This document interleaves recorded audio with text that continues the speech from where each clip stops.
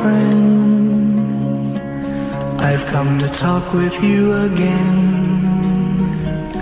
because a vision softly creeping left its seeds while I was sleeping, and the vision that was planted in my brain still remains within the sound of silence. In restless dreams I walked alone, narrow streets of cobblestone, neath the halo of a street lamp. I turned my collar to the cold and damp, when my eyes were stared by the flash of a neon light that split the night and touched the sound of silence. And in the naked light I saw 10,000 people, maybe more,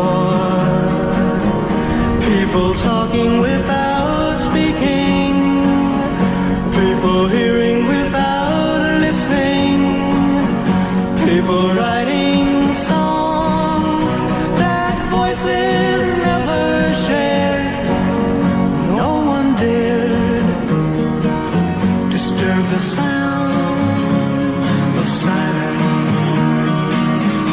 Fool, said I, you do not know,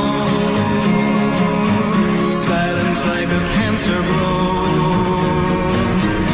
Hear my words that I might teach you, take my arms that I might reach you, but my words like silent raindrops fell and echoed the wells of silence.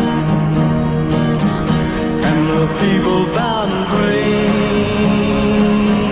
to the neon god they made, and the sign flashed out its warning in the words that it was forming, and the sign said the words of the prophets are written on the subway walls and tenement halls, whispered in the sounds of silence.